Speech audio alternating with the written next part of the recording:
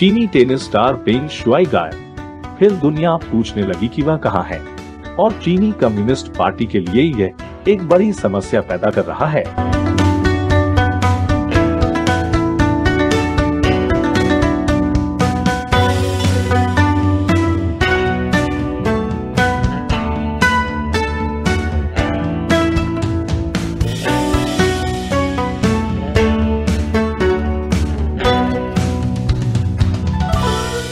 China uncensored में आपका स्वागत है। मैं क्रिस चैपल हूं। शुरू करने से पहले यदि आपने नहीं सुना है तो अब हमारे पास चाइना अनसेंसर्ड माल है। अगर आप इस तरह की टी शर्ट या हमारे कुछ अन्य बेहतरीन टी शर्ट और मग खरीदना चाहते हैं तो देखें चाइना अनसेंसर्ड टीवी मर्चेंडाइज। कुछ अच्छी चीजें प्राप्त करें और शो का समर्थन करें। और सबसे अच्छी बात यह है कि यह मेड इन चाइना नहीं है। चीन में हर साल सैकड़ों हजारों लोग गायब हो जाते हैं। वे जेलों और निरोध केंद्रों, एकाग्रता शिविरों, पुनः शिक्षा केंद्रों, काली जेलों और हाउस अरेस्ट में गायब हो जाते हैं। कभी कभी कोई इस तरह से गायब हो जाता है जो ध्यान आकर्षित करता है। चीनी कम्युनिस्ट पार्टी के लिए समस्या पैदा करने के लिए पर्याप्त ध्यान। ऐसा ही हुआ टेनिस स्टार और पूर्व ओलंपिक एथलीट पेंग शुआई के साथ। मैंने आपको कई हफ्तों तक बताया कि कैसे पेंग ने एक पूर्व शीर्ष नेता पर यौन उत्पीड़न का आरोप लगाया। वह नेता पूर्व प्रधानमंत्री झांग गाओली थे। वह पोलित ब्यूरो स्थायी समिति के सदस्य थे, जो कम्युनिस्ट पार्टी के शीर्ष स्तर पर पुरुषों के छोटे समूह थे। जैसा कि मैंने पहले कहा, झांग भी पूर्व नेता के सदस्य हैं और जियांग जेमिन के राजनीतिक गुट में सिकुड़ गए हैं। पेंग ने झांग पर 2018 में उसे यौन संबंध बनाने के लिए मजबूर करने का आरोप लगाया। पहले ही स्थायी समिति से सेवानिवृत्त हो चुके थे, लेकिन यह अभी भी एक अविश्वसनीय रूप से राजनीतिक रूप से संवेदनशील आरोप था। इतनी संवेदनशील कि चीनी सोशल मीडिया प्लेटफॉर्म वीबो पर उनकी मूल पोस्ट को तुरंत सेंसर कर दिया गया। पेंग का नाम और यहां तक कि टेनिस शब्द भी चीनी इंटरनेट पर सेंसर कर दिया गया है। उसके आरोप के बाद पेंग फिर हफ्तों तक लोगों की नजरों से उछल रही, और फिर लोग पूछने लगे पेंग शुआई कहाँ है। महिला टेनिस संघ WTA सहित WTA ने और भी आगे बढ़कर पेंग के यौन उत्पीड़न के आरोपों की पूर्ण और पारदर्शी जांच की मांग की और पूरी तरह से चीन से बाहर निकलने की धमकी भी दी। और बड़े टेनिस सितारे पेंग शुआई के बारे में बोलने लगे नाओमी ओसाका से।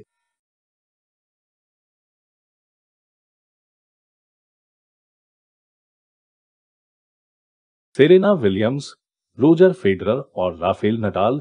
मेरा कहना है, जब लोग इस बारे में बात करते हैं कि NBA को वास्तव में चीन की आवश्यकता क्यों है और कैसे NFL चीन से ध्यान आकर्षित कर रहा है, चीन में हो रहे ओलंपिक का जिक्र नहीं। फिर से मुझे उम्मीद नहीं थी कि चीनी कम्युनिस्ट पार्टी के खिलाफ स्टैंड लेने के लिए टेनिस खेल होगा। हालांकि निष्पक्ष होने के लिए टेनिस खिलाड़ियों के पास है बहुत सारी गेंदें, लेकिन WTA जैसे संगठन को वास्तव में यह कहते हुए देखना अच्छा है कि वे चीन से बाहर निकलने के लिए तैयार हैं, भले ही उनकी कीमत लाखों में क्यों न हो। और पेंग शुआई के लापता होने की कहानी दुनिया भर के पहले पन्नों पर छा गई। लोगों ने बीजिंग शीतकालीन ओलंपिक के बहिष्कार का आह्वान किया, जिसमें NBA खिलाड़ी एन स्कैंटर भी शामिल है। यहां तक कि व्हाइट हाउस ने भी पेंग शुआई के आरोपों की जांच की मांग की थी। जवाब में चीनी शासन की प्रचार मशीन दुनिया को आश्वस्त करने के लिए निकली कि पेंग शुआई ठीक है, धन्यवाद, और परिणाम प्रफुल्लित करने वाले थे, गहरे परेशान करने वाले तरीके से। मैं आपको दिखाता हूं कि ब्रेक के बाद क्यों। वापसी पर स्वागत है। चीनी कम्युनिस्ट पार्टी को शायद यह उम्मीद नहीं थी कि दुनिया पेंग शुआई के लापता होने पर ज्यादा ध्यान देगी, लेकिन जब ऐसा हुआ तो वे पूर्ण क्षति नियंत्रण मोड में चले गए। सबसे पहले राज्य द्वारा संचालित CGTN ने कथित तौर पर पेंग से WTA के प्रमुख को एक ईमेल प्रकाशित किया, जिसमें कहा गया था कि वह लापता या सुरक्षित नहीं है, वह बस आराम कर रही है। और ब्ले के आरोप सच नहीं है, या तो उत्पीड़न के आरोपों को उसने अपने सोशल मीडिया अकाउंट पर पोस्ट किया था, बिल्कुल सच नहीं है। पेंग शुआई ठीक है, वह अभी आराम कर रही है। तुम्हें पता है, फ्योर्ड्स के लिए पायनिंग। जब CGTN ईमेल किसी को समझाने में विफल रहा तो एक सरकारी मीडिया कर्मी ने पेंग शुआई की तस्वीरें पोस्ट की, जो कथित तौर पर उसके WeChat खाते से थी। तीसरी तस्वीर ने खासकर लोगों का ध्यान खींचा, चूंकि वह विनी द पूह के साथ अपनी एक तस्वीर के सामने एक कुंग फू पांडा पकड़े हुए हैं। इसका क्या मतलब है? लेकिन वह भी किसी कारण से लोगों को आश्वस्त करने में विफल रहा। तो अगली बार मेरे पसंदीदा सरकारी मीडिया ग्लोबल टाइम्स के प्रधान संपादक हु जिजिन ने पेंग शुआई के एक रेस्तरां में रात के खाने के वीडियो पोस्ट करना शुरू कर दिया। पहले वीडियो में लोग जोर से तारीख का जिक्र करते हैं, जैसा कि आप रात का खाना खाते समय करते हैं। दूसरे वीडियो में दरवाजे पर तारीख लिखी हुई है, जो एक सामान्य बात है जो रेस्टोरेंट करते हैं। मुझे आश्चर्य है कि हु जिजिन ने अखबार पढ़ने वाली पेंग शुआई की तस्वीर भी नहीं दिखाई। लेकिन अगले दिन पुणे के वह टेनिस मैच में पेंग शुआई के ऑटोग्राफ पर हस्ताक्षर करते हुए वीडियो पोस्ट किया। देखो, वहां वह मुस्कुरा रही है जनता में। अगर कोई अभी भी पेंग की सुरक्षा के बारे में चिंतित है, तो यह स्पष्ट रूप से है क्योंकि वे काले रंग के लोग हैं जो भयानक देशों में रहते हैं। इसका चीनी शासन के लोगों के गायब होने और फिर से प्रकट होने के लंबे इतिहास से कोई लेना देना नहीं है। और अंत में अंतर्राष्ट्रीय ओलंपिक समिति के अध्यक्ष पेंग के साथ एक वीडियो कॉल करने में सक्षम थे, और वह ठीक थी उसे देखो तो मुस्कुराते हुए। स्पष्ट रूप से कुछ भी गलत नहीं है। अब पेंग ने आईओसी के साथ फोन क्यों किया, न कि डब्ल्यूटीए, जो लगातार उससे सीधे बात करने में सक्षम होने की मांग कर रहा है? क्या ऐसा इसलिए है क्योंकि आईओसी निश्चित रूप से कुछ महीनों में बीजिंग में ओलंपिक आयोजित करना चाहता है, और इसलिए वे कोई अजीब सवाल नहीं पूछेंगे, जैसे कि आपका यौन उत्पीड़न किया गया था? लेकिन कई मायनों में चीनी कम्युनिस्ट पार्टी के प्रचार का उल्टा असर हुआ, क्योंकि जितना अधिक उन्होंने जोर देकर कहा कि पेंग बहुत अच्छा कर रहा था, उतने ही अधिक लोगों के मन में यह सवाल था कि क्या वह वास्तव में थी। ब्रेक के बाद और अधिक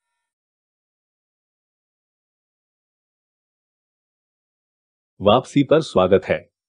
पेंग शुआई के लापता होने पर वैश्विक आक्रोश के बाद चीनी कम्युनिस्ट पार्टी ने पेंग शुआई को सुरक्षित और मुक्त दिखाने के लिए एक अत्यधिक सुनियोजित अभियान के साथ प्रतिक्रिया दी है।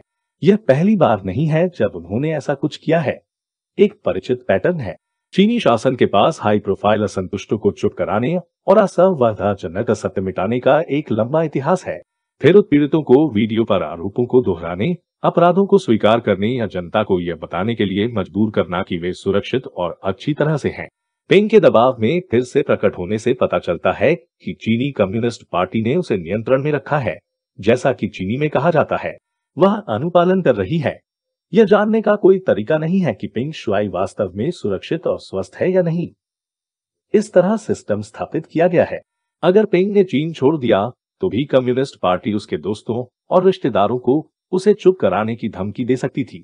हमने कई चीनी असंतुष्टों से बात की है जिन्हें ठीक उसी तरह धमकी दी गई है। एक संकेत है कि पेंग वास्तव में मुक्त नहीं है। उसके बारे में समाचार अभी भी चीन के अंदर अविश्वसनीय रूप से सेंसर किए गए हैं। चीन में अवरुद्ध ट्विटर और अन्य ऑनलाइन प्लेटफॉर्म पर सुश्री पेंग की भलाई के बारे में चिंता व्यक्त करने के बावजूद चीनी जनता को चर्चाओं के बारे में बहुत कम जानकारी है। चीनी राज्य द्वारा संचालित मीडिया पेंग के बारे में बहुत बड़ा प्रचार कर रहा है, लेकिन यह सब ट्विटर पर है, जिसका अर्थ है कि यह विदेशियों के लिए है, न कि चीन के अंदर चीनी लोगों के लिए, जहां ट्विटर अवरुद्ध है। जैसा कि कुछ लोगों ने इंगित किया है, पार्टी का हैंड प्रचार संदेश वास्तव में लोगों को समझाने के बारे में नहीं है, जो उनके लिए अच्छा है, क्योंकि वे उस पर भयानक हैं। एक तरह से उनका भयानक प्रचार वास्तव में राज्य की शक्ति का प्रदर्शन है। यह विशेष रूप से चीन के अंदर काम करता है।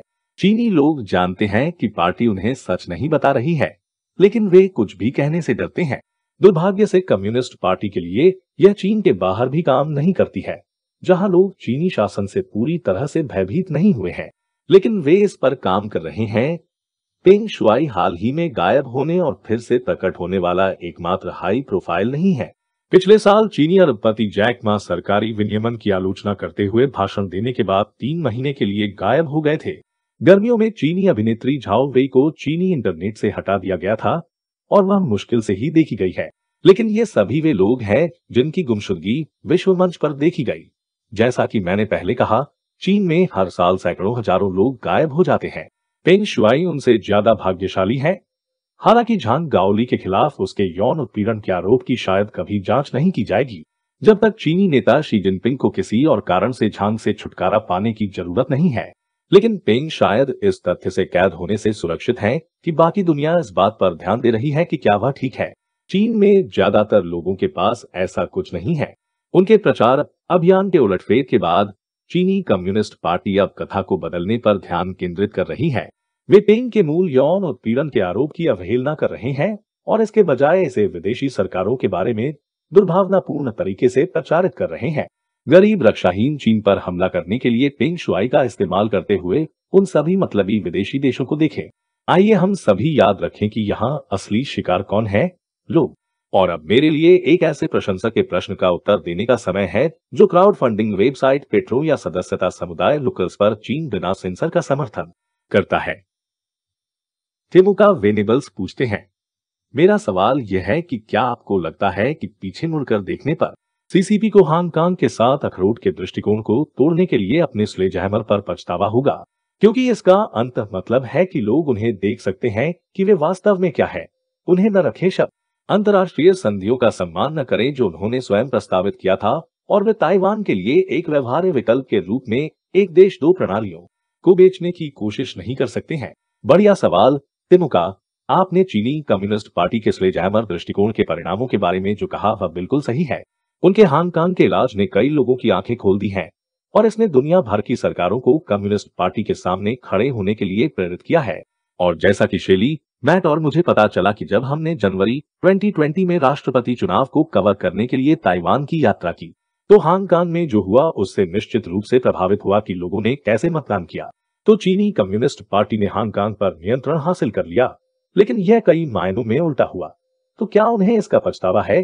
तिमुका, ठीक है, अगर पार्टी को यह सब फिर से करना पड़ा, वे वही काम करेंगे। उन्हें करना है। उनकी प्रणाली हर चीज पर नियंत्रण को प्राथमिकता देती है। लाखों लोगों द्वारा अपने शासन के खिलाफ सड़कों पर मार्च करने के बाद कम्युनिस्ट पार्टी ने हांगकांग को एक खतरे के रूप में देखा। वे हांगकांग को आजाद छोड़ना बर्दाश्त नहीं कर सकते थे। उनकी प्रतिष्ठा को कितना भी बुरा नुकसान क्यों न हो, इससे उनकी वैश्विक महत्वाकांक्षाओं पर कितना भी नकारात्मक प्रभाव पड़े, उन्हें सबसे ऊपर हांगकांग को नियंत्रित करना था।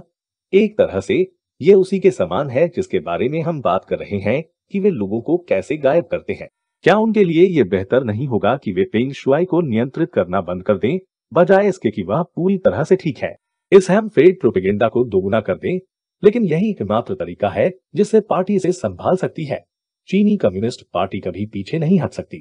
उन्हें लगता है कि इससे वे कमजोर हो जाएंगे और उनका शासन कमजोर हो जाएगा। इसलिए वे राजनीतिक सुधार के लिए सहमत होने के बजाय बीजिंग की सड़कों पर लोगों को गोली मारना पसंद करेंगे। आपके प्रश्न के लिए धन्यवाद तिमुका। चाइना अनसेंसर्ड समर्थन करने के लिए, और यदि आप मुझे शो में अपने प्रश्न का उत्तर देना चाहते हैं तो हमें पेट्रो या लोकल से जुड़ें।